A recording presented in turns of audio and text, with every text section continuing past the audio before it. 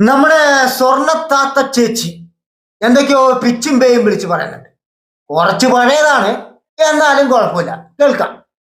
ഈ കേസ് എന്താന്ന് നിങ്ങൾക്ക് എല്ലാവർക്കും അറിയാലോ. ഒരാളെ ഭർത്താവും കുട്ടിയുള്ള ഒരു പെണ്ണ് പോയിട്ട് അവിടെ ഭർത്താവ് ആയിട്ട് ഒരുത്തനെ സ്വീകരിച്ച് കല്യാണം കഴിക്കുന്ന പണത്തിന്റെ ആഗ്രഹത്തിനാ, അല്ലാതെ വെറുതെ അല്ല. ഒരു രാജ്യം രക്ഷിക്കാനോ ഇന്ത്യന്റെ പട്ടാളത്തിലോ ഒരു ഓപ്പറേഷൻ സിന്ധു.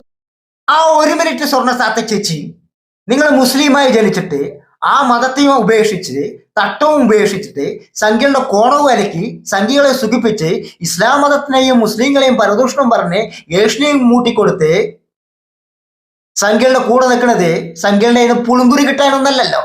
സംഖ്യകൾ തന്നെ നക്കാപ്പിച്ച നക്കി തിന്നാൻ വേണ്ടിട്ട് തന്നെയല്ലേ. പിന്നെ പല പദവിയുമൊക്കെ ആഗ്രഹിച്ചുകൊണ്ട് തന്നെയല്ലേ സംഖ്യയുടെ കൂടെ കൂടി നിൽക്കുന്നത്.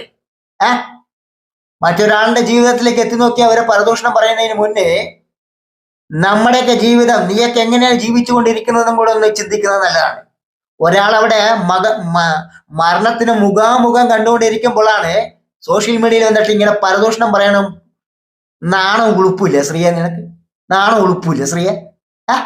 ഇതേ നിമിഷപ്രിയനെ ഓപ്പറേഷൻ റാഹത്തിലൂടെ കൊണ്ടുവരാൻ വേണ്ടിയിട്ട് ഇറങ്ങിയപ്പോൾ, അന്ന് ഹെമനിൽ യുദ്ധം ഉണ്ടായ സമയത്ത് ഇറങ്ങിയപ്പോൾ നിമിഷപ്രിയ അവൾക്ക് അവിടെ എല്ലാ സപ്പോർട്ടും ഉണ്ട്, അവൾക്ക് കുറെ പൈസ കിട്ടാണ്ട് പറഞ്ഞ് നിമിഷപ്രിയ വരാതിരുന്നതാണ് അന്ന് ഓപ്പറേഷൻ റാഹത്തിലൂടെ മോദി കൊണ്ടുവന്ന അന്നത്തെ യമനിലെ ആൾക്കാരില്. അപ്പൊ ഇതുപോലും ആഗ്രഹിച്ച് അവിടെ നിന്ന് നിമിഷപ്രിയക്ക് അവിടെ ശക്തമായ സപ്പോർട്ട് ഉണ്ടായിട്ടല്ലേ ഒരു യുദ്ധകാലത്ത് ഇവര് വരാത്തത്. എന്റെ പെണ്ണുമ്പളെ, ഒരു മനുഷ്യന് പല സാഹചര്യങ്ങളുണ്ടാകാം. പല സാഹചര്യങ്ങളിൽ ചിലപ്പോൾ വന്നുന്നിരിക്കും, ചിലപ്പോൾ വരാതിരിക്കാം, ചിലപ്പോൾ മരിച്ചുപോയിന്നിരിക്കും. അത് എന്താണ് സാഹചര്യം എന്ന് കകക്കൊണ്ടുകൊണ്ട് കണ്ടുപിടിച്ച് ഗ്രഹിക്കാൻ നീയും ഞാനൊന്നും പടച്ച റബ്ബല്ല. കേവലം 1 കിലോയോ 1/2 കിലോയോ മലവും തൂക്കി സഞ്ചരിക്കുന്ന കേവലം ഒരു മനുഷ്യനാണ്. അത് ആദ്യം നീ മനസ്സിലാക്കുക. പണ്ട് നീ ആരാന്റെയോ വീട്ടിൽ നിന്ന് സ്വർണം മോഷ്ടിച്ചിട്ട് രക്ഷപ്പെട്ടിട്ട് ഇനിയെങ്ങാനും ആ സ്വർണ്ണക്കേസിൽ പിടിപെടുമോ എന്ന് പേടിച്ചിട്ട് സംഖ്യയുടെ കൂടെ കൂടിയ ആളാണ് നീ.